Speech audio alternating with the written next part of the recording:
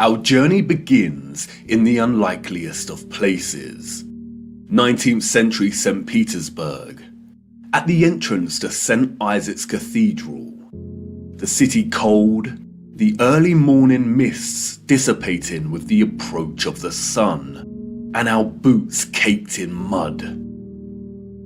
The year is 1860, and while St. Petersburg stands regal and proud, its inhabitants are nowhere to be found. It is quiet, too quiet.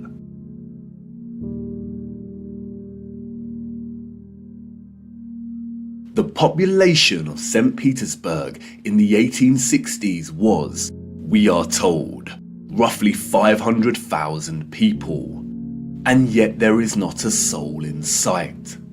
Where is everybody?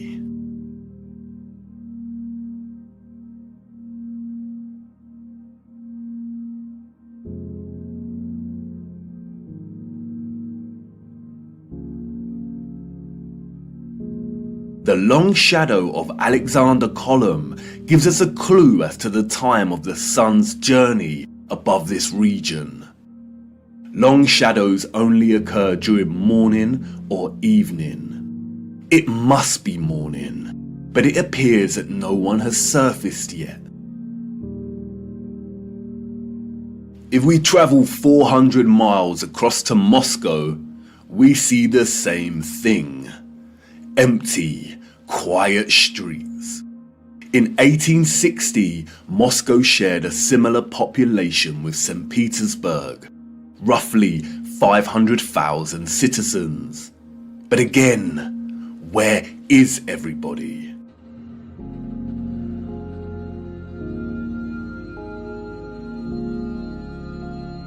What about the rest of the world during this time period? Edinburgh, Scotland, 1840s.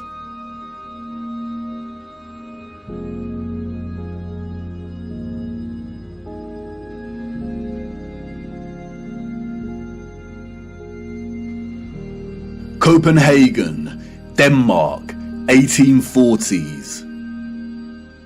Dresden, Germany, 1860s.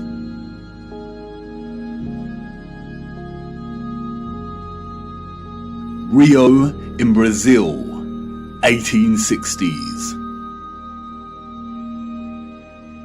Toronto, Canada, 1860s.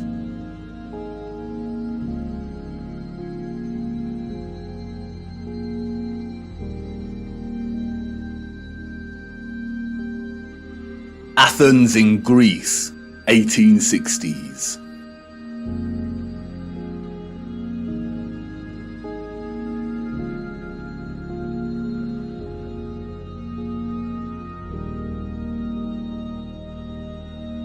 And then London, finally, people.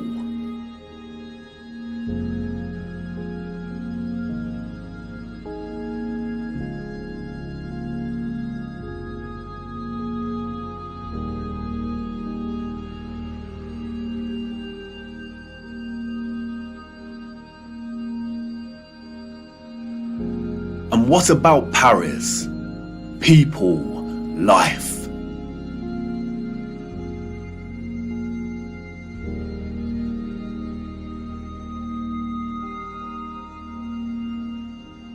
The first photograph, we are told, was created in 1822. The art of photography relies on methods of juxtaposition, of comparison and contrast to deliver its message and sentiment. In these old photographs, we do not find the same deliberate techniques of juxtaposition that contemporary photographers craft into their art, but rather we find natural contrasts that are so important and central to navigating through our deceptive history. Contrast is a phenomenon, natural or artificial, in which meaning is generated and conveyed through the comparison of two opposing elements. When looking at 1860s Russia, there is an immediate contrast between the lack of population and the sheer size of these cities. Even in the 19th century, both Moscow and St. Petersburg are enormous. The infrastructure found in the photographs could hold a population well into the millions.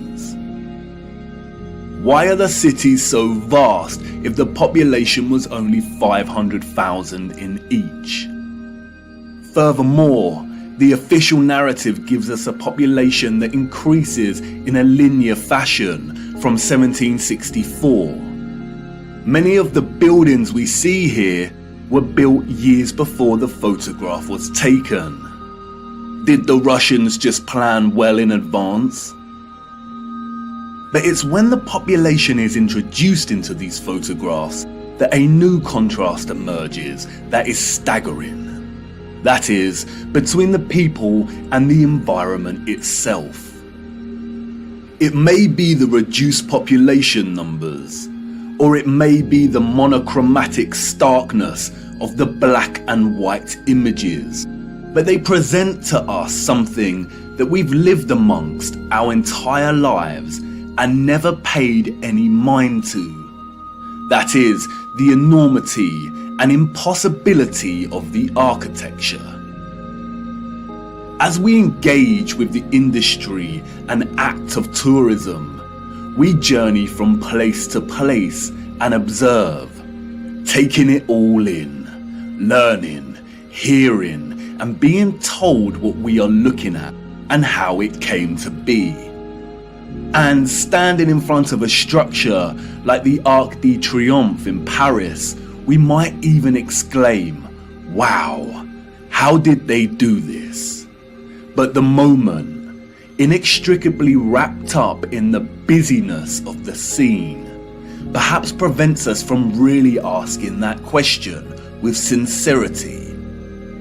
Standing in front of a structure like the Arc de Triomphe while the crowd frantically takes pictures on their smartphones makes it all a reality. And we conclude, before being shoved away by new tourists, well, they had to have done it somehow because I'm here and looking at it. During our indoctrination at school, we are seldom shown old photographs of the grand cities scattered around our flat realm. And perhaps for good reason. Because when we marinate on images like this and are presented with the visual evidence of a very primitive Victorian people dotted around like grasshoppers within the shadows of the most magnificent, grandiose, brilliant architecture a human could ever imagine, we begin to have doubts. Indeed, how did they build this? The Arc de Triomphe is made from 36,695 cube meters of limestone and weighs 95,407 tons, or just over 95 million kilograms. They tell us it took 12 years to build the giant arch in two different periods, between 1806 to 1814 and between 1832 to 1836. How did they transport this amount of limestone with the same horse and carts that we see in the photographs? Look closer at the four sculptures that adorn each of its sides. Look at the intricacy of the sculptures and the patterning of the ornamentation that frames the arch. Each section is perfectly repeated without any deviation or inconsistency. The first true power tool was not invented until 60 years after this arch was completed. They tell us this was crafted by hand. Is that even possible? And then there is the ceiling of the arch. Immaculate, 3D sculpted roses, perfect in their geometric symmetry. The nuance of the detail and finesse of each petal and cross-section borders is overwhelming. Look at the rest of Paris during this time. Again, a plethora of unbelievable, gigantic and magnificent structures. The city's infrastructure glorious, and the people and their means of transport primitive, unsophisticated, and seeming not at all developed to the point of producing a city like this. The roads are improperly paved and uneven. They are dirty and muddy.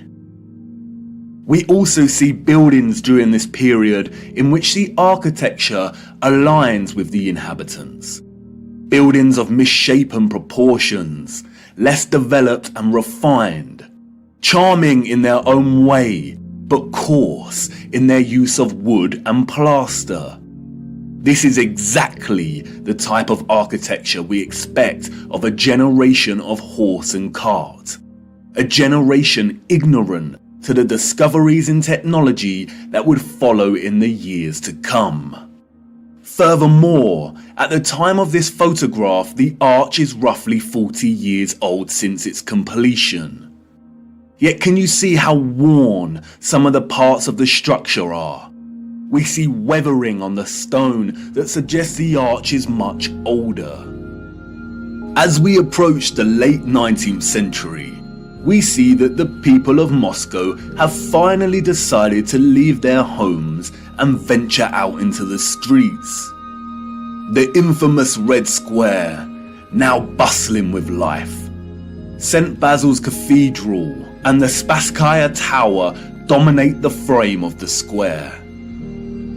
The construction of St. Basil's Cathedral began in 1555 and was completed in 1561, a mere 6 years.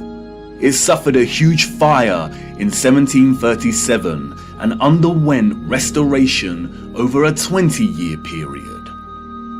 But look at it. What a structure. Almost unreal and like no other. It is composed of thousands of red bricks and tin sheet metal that has been shaped into the distinctive onion domes we see. Look closer at the intricacy of the domes. How did they bend metal to achieve such precision and perfection in the 18th century? And again, if they had the skills and dedication to build a wonder such as this, then why are the conditions of the road so poor and covered in mud? We see these incredible structures and buildings everywhere in 19th century photography. We have the wondrous Crystal Palace of London, a monstrous structure with the greatest area of glass ever seen in a building, and all constructed before England had automatic glass manufacturing. We have Westminster Abbey and Parliament. We have the old Euston Arch, constructed out of pure sandstone in 1837, and streets unpaved and full of mud. Why did these people not prioritize the streets they walked upon? The Frauenkirche, the domed masterpiece of Dresden, Germany. Its intricate and opulent splendor in direct contrast with the beat-up wagons and horse-pulled carts of the people below, a people dependent on the bare necessities, a people completely dwarfed by its size and majesty. The Library of Parliament in Ottawa, Canada, built over a period of 17 years. The first major settlers arrived in 1800, and at the time of construction, the city's population was under 20,000. Would a grand, glorious library really be a priority for settlers? Why does the building look like it's been cropped out of Europe and pasted into Canada? Even at the turn of the century, 40 years before Bosch economized the power tool, we have the old Penn Station in New York. Look at the size of this. Completely mind-blowing proportions. As we can see here in the photograph, each octagonal, sculpted pattern on the arched dome ceiling is larger than one individual human. Look at the gigantic columns and detailed acanthus leaves decorating the tops of each pillar. They tell us this station took 6 years to build. 6 whole years. Yeah, right. Why are we so gullible? Even without access to modern power tools, printable construction pieces, and crane technology, we could not reproduce this today. And more importantly, we don't reproduce this type of architecture today. The official liars of our world have an umbrella term for this type of architecture that we see in North America. They call it historism. Historism is a term coined to describe a style of architecture that is revival in nature, or in other words, copies the style of another period in time. The grand arches and buildings with giant columns we see are built in the classical or Greco-Roman style, and the cathedrals are built in the Renaissance and Gothic styles of medieval Europe.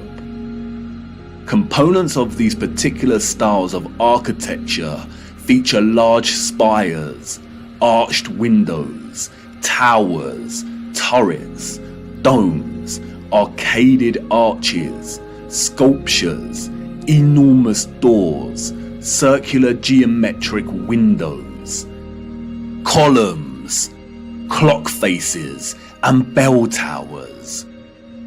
Traces of this impossible architecture are literally found everywhere, in every city and across our world today.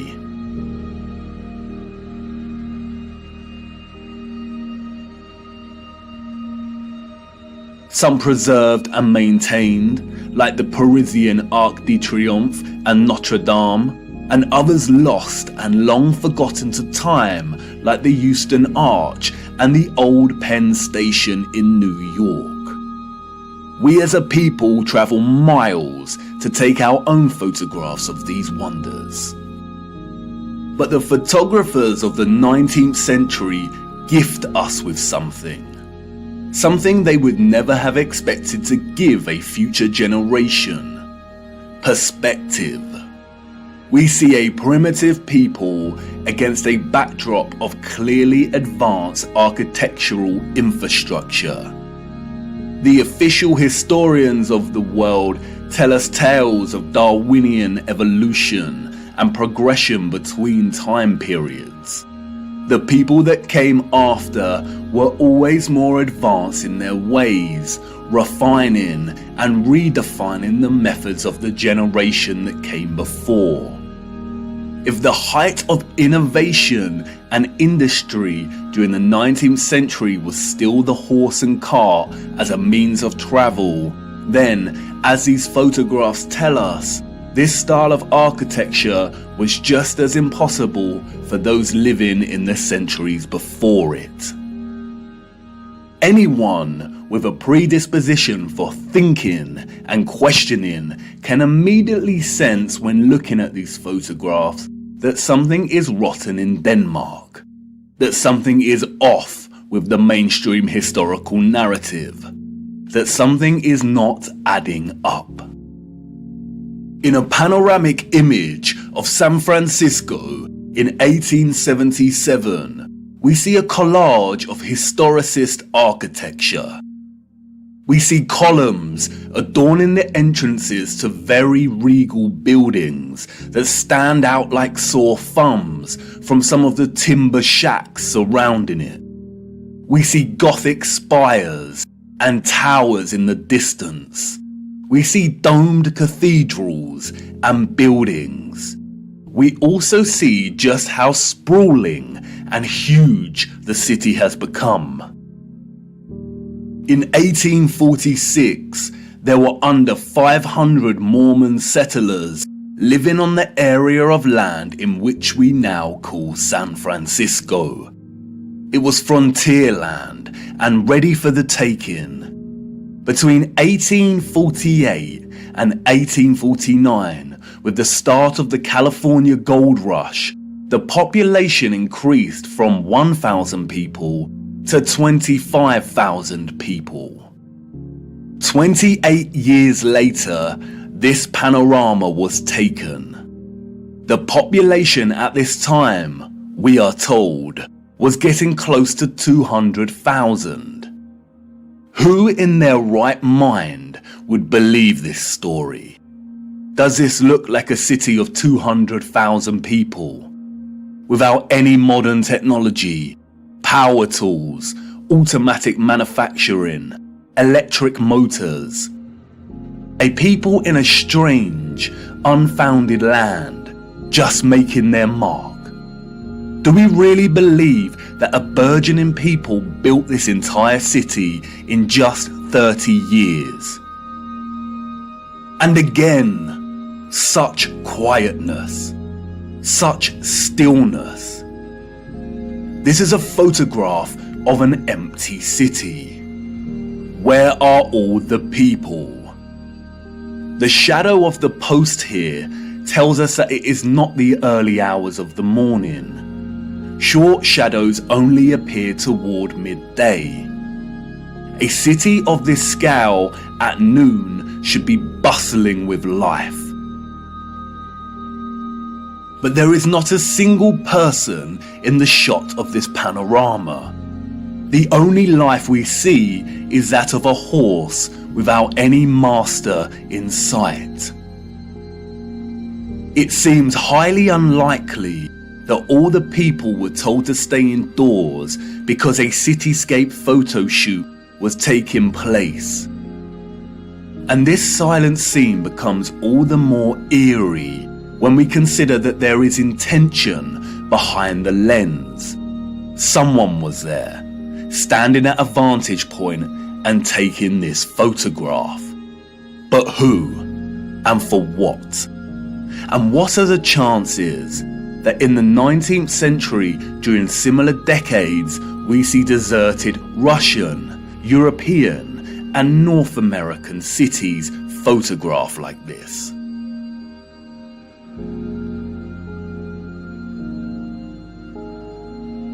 And then only a few years later, we find the same locations bustling with people.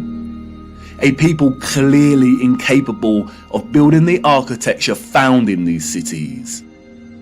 And what to do with these photographs?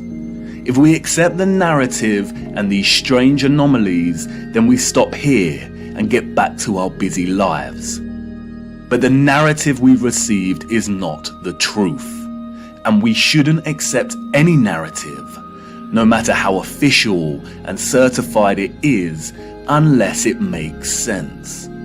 The people we see in these photographs and their early ancestors could not have built the magnificent architecture we see. It is an impossibility. Come on, jump in. We must venture further into these cities and look a little closer. There must be some clues waiting to be uncovered that helps us understand why these cities are empty. Wait, what's that you say? You want to wipe the mud from your boots first? Do not bother, it's a waste of time. Come on, jump in and let's go. For it is the mud that offers us some small clues as to what could have occurred During this time period,